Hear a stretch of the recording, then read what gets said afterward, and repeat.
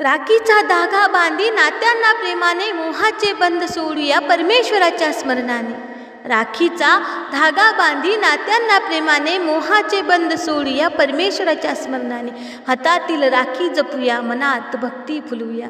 हातातील राखी जपूया मनात भक्ती फुलवूया. नात्यात राहूनही चित्त त्या परब्रह्म परमेश्वराच्या चरणी ठेवूया.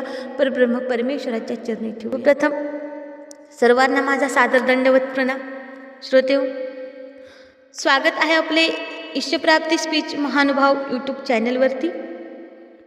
आपला आजचा विषय आहे राखी म्हणजे मोहाचे बंधन की परमेश्वराचं रक्षण. धागा हा मनगट्याचा पण प्रश्न आहे मनाचा. गोडवा आहे नात्याचा पण ध्यास असो परमेश्वराचा. बंधन नको मोहाचे, स्मरण नको विसरायला. राखी बांधूया आज स्वतःला परमेश्वराशी जोडायला. आपल्याला ही राखी पौर्णिमा साजरी तर करायची आहे. आज राखी पौर्णिमा आहे, त्याच निमित्ताने आपण या सणाचं महत्त्व जाणून घेणार आहोत. या पौर्णिमेचं महत्त्व जाणून घेणार आहोत. मुळातच या सणाचा संबंध येतो की एक रक्षण करणारा. मग जर सर्वांचंच रक्षण करता, सर्वांचाच बंधू सखा जर कोणी असेल तर तो परब्रह्म परमेश्वर आहे. आणि या जगामध्ये सगळ्यात खरं जर नातं म्हणलं तर परमेश्वरासोबतच आहे. मग आपण नातं कोणतं जोडावं? म्हणजे ही राखी पौर्णिमा म्हणजे मोहाचं बंधन आहे की परमेश्वर स्मरणाचं रक्षण आहे? तर जयश्री चक्रधर अशीच एक महत्त्वपूर्ण माहिती आपण आजच्या व्हिडिओमध्ये जाणून घेणार आहोत. ऐका. नाव राखी पौर्णिमा हे रक्षाबंधन नाव घेतलं की डोळ्यासमोर येते ती एक अतिशय सुंदर प्रतिमा. बहीण भावाच्या मनगटावर प्रेमाने राखी बांधते. भाऊ बहिणीच्या डोक्यावर हात ठेवतो. कधी प्रेमाची गोड चिडवाचिडवी असते, तर कधी छोटंसं भांडण, कधी रुसवा, आणि काही क्षणात पुन्हा तेच प्रेम. हे नातं खरंच खूप गोड आहे. पण आज या रक्षाबंधनाच्या निमित्ताने मला एक प्रश्न माझ्या मनाला पडलेला आहे. राखी म्हणजे मोहाचे बंधन आहे की परमेश्वर स्मरणाचे रक्षण? कारण आपण अध्यात्माच्या मार्गावर चालतो. आपल्याला मोहापासून दूर जायचं आहे, आसक्ती कमी करायची आहे, प्रपंचात राहूनही परमेश्वराला विसरायचं नाही. मग प्रश्न पडतो, जर अध्यात्म आपल्याला बंधनातून मुक्त व्हायला शिकवत असेल तर रक्षाबंधनाच्या दिवशी आपण पुन्हा एक बंधन का बांधतो? याच प्रश्नाचं उत्तर आजच्या या छोट्याशा व्हिडिओमध्ये आपण जाणून घेणार आहोत. गोडवा असावा पण संयमही असावा. बहीण आणि भावांचं नातं किती गोड असतं, पण गोड पदार्थही अति गोड झाला तर तो रुचत नाही, आणि कडूपणा इतका वाढला की माणूस जवळच येत नाही. म्हणून जीवनात आवश्यक आहे संयम. नात्यामध्ये प्रेम असावं, जिव्हाळा असावा, आपुलकी असावी, पण त्या आपुलकीचं रूपांतर अति मोहात होऊ नये. कारण प्रेम माणसाला उंच नेतं, पण अति आसक्ती, अति बंधन हे माणसाला बांधून ठेवतो. म्हणूनच नातं तोडायचं नाही, नात्यातील मोह तोडायचा आहे. माणसापासून दूर जायचं नाही, माणसामध्ये राहूनही परमेश्वराला जवळ करायचं आहे. लीळामधील एक नात्याचा सुंदर गोडवा मला लीळेमध्ये एक नात्याचा सुंदर असा गोडवा मला सापडलेला आहे. आपल्या महानुभाव परंपरेतील लीळा चरित्राकडे पाहिलं तर भक्तांच्या नात्यामध्ये आपल्याला एक केवळ गंभीर अध्यात्म दिसत नाही. इथं प्रेम आहे, आपलेपणा आहे, निरागसपणा आहे, मस्करी आहे, कधी गोड रुसवाही आहे. आणि याच संदर्भात औसा आणि भट्टोबासांची एक अतिशय सुंदर लीळा मला इथे आठवते. ही रक्षाबंधनची लीळा नाही, पण रक्षाबंधनच्या निमित्ताने भक्तीच्या नात्याला गोडवा समजून घेण्यासाठी ही लीळा नक्कीच मनाला स्पर्श करते. लीळेमध्ये चण्याचा प्रसंग आहे. भट्टोबास चणे भाजण्याकरिता तयारी करत होते, आणि ते प्रसंग होणारे संवाद किती निरागस आहेत. भट्टोबास औसांना म्हणतात, आऊ विषदेव घेऊन ये का? औसाला भट्टोबास म्हणतात, आऊ विषदेव घेऊन ये का? औसा म्हणतात, नारेबा नागना मी नाही. भट्टी पुन्हा मस्करीने म्हणतात, आता उळ्या वरिया आता भट्टोबास अतिशय मस्करी करत औसा मातेला म्हणतात, आता तू विस्तू आणत नाहीस ना, मग आता उळ्या वरिया धुळी खाय, म्हणजे आता हे चणे खाण्याच्या ऐवजी तू धुळी खाय. मग भट्टोबा स्वतः चणे भाजतात, मोडतात, कोहंके भरतात आणि गोसाव्यांना इथे परब्रह्म परमेश्वराला विनंती करायला जातात. देवाला बोलून आणतात, दंडवत घालतात देवाला. देवाला त्या ठिकाणी जिथे ते चणे भाजलेले आहेत तिथे देवाला आणत आहेत आणि देव तिथे येतात. देव आणि तिथे परब्रह्म परमेश्वर सर्वज्ञ श्री चक्रधर स्वामींनी ते चणे स्वतः खाल्ले आणि सगळ्या भक्तिजनाला तिथे प्रसादही केलेला आहे. सगळ्यांना तो उळा दिला जातो, पण औसांना मात्र भट्टोबास ते देत नाहीत.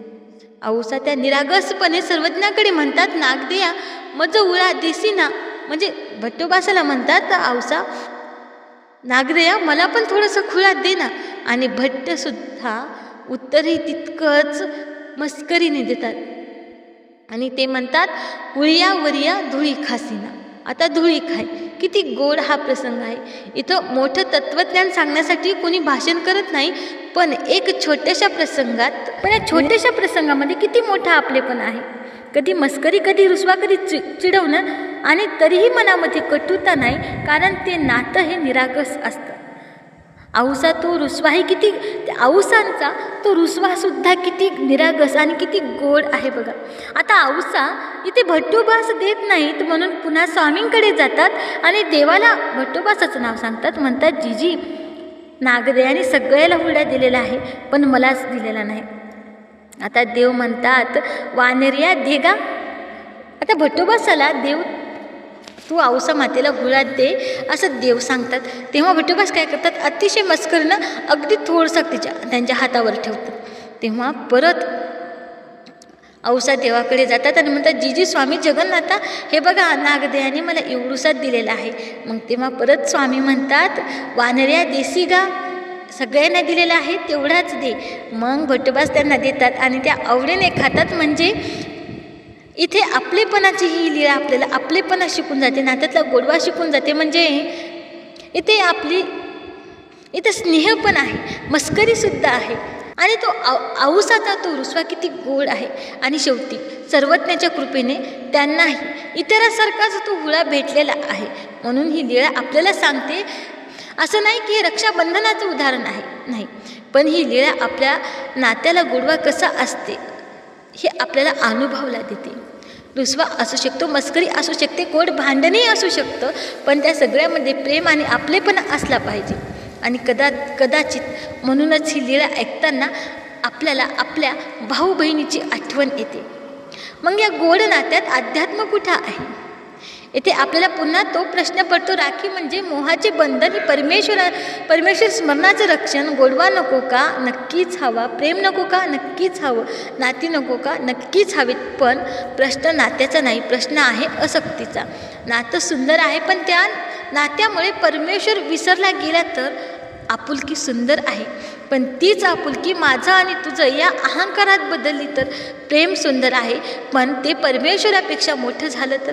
म्हणून आपल्याला नातं तोडायचं नाही, त्यातील मोह कमी करायचा आहे.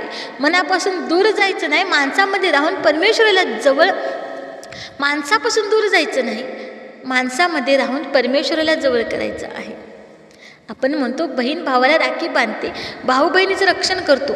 ही भावना अत्यंत सुंदर आहे, पण आपल्याला महानुभाव परंपरेतून आपण रक्षण या शब्दाचा अर्थ आणखी व्यापक करून घेऊ. रक्षण फक्त शरीराचं नसतं, सत्याचं रक्षण असतं, धर्माचंही रक्षण असतं, ज्ञानाचंही रक्षण असतं आणि परमेश्वराच्या मार्गाचंही रक्षण असतं. आणि म्हणूनच आपल्या परंपरेतील महाताईचा आणि भट्टोबासाचं नातंही आपल्याला आठवतं. ती बहीण भाऊ होते, पण त्यांचं नातं केवळ रक्ताच्या नात्यापुरतं मर्यादित नव्हतं. त्या नात्यामध्ये भक्तीचा धागा होता, परमेश्वरावरील श्रद्धेचा धागा होता. आणि म्हणूनच महाताईचं स्मरण करताना आपल्याला रक्षणाचा एक मोठा अर्थ जाणवतो. भाऊ बहिणीचं रक्षण करतो, बहीण भावाचं रक्षण करते, पण सत्य, धर्म, ज्ञान आणि परमेश्वर मार्गाचं रक्षण करणं हे त्याहून मोठं रक्षण आहे.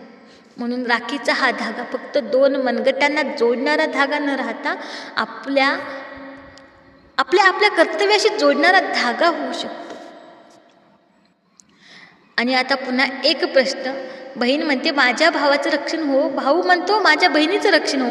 पण आपण स्वतःला विचारूया, माझ्या जीवाचं खरं रक्षण कोण करणार?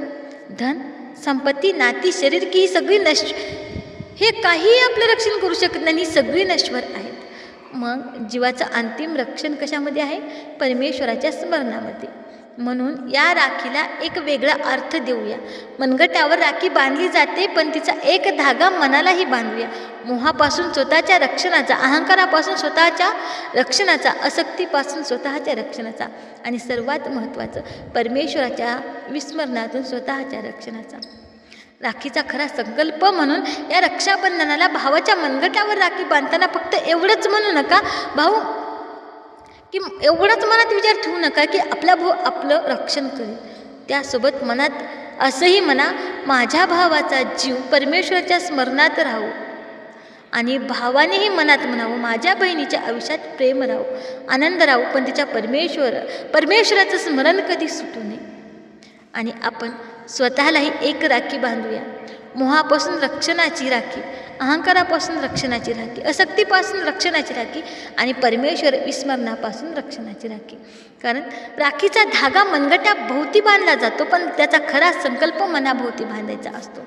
म्हणून आज या रक्षाबंधनाच्या दिवशी आपण नात्याचा गोडवा नकारू नका. बहिणीने भावाला प्रेमाने राखी बांधावी, भावाने बहिणीच्या डोक्यावर प्रेमाने हात ठेवावं.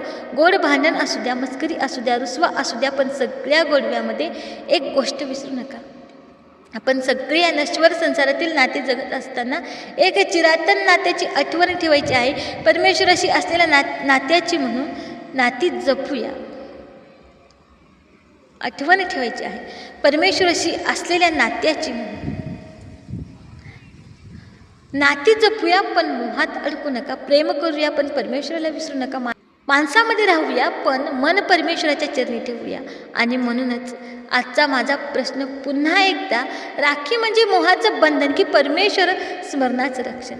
माझ्यासाठी उत्तर आहे राखी मोहाचं बंधन होऊ नये, ती परमेश्वर स्मरणाच्या रक्षणाचा संकल्प व्हावा. धागा हाताला बांधला जाईल, पण त्याची आठवण मनाला बांधली जाईल. नातं जपलं जाईल, पण त्या नात्याच्या पलीकडे असलेल्या परमेश्वराशी नातं अनेक दृढ केलं जाईल. हीच या रक्षाबंधनाची अतिशय उत्कृष्ट अशी लीळा होती. ती माझ्या मनाला भावली आणि मी तुम्हाला सांगण्याचा प्रयत्न केला. ही लीळा कशी वाटली ती कमेंटमध्ये नक्कीच कळवा. दंडवत प्रणाम. जय श्री चक्रधर.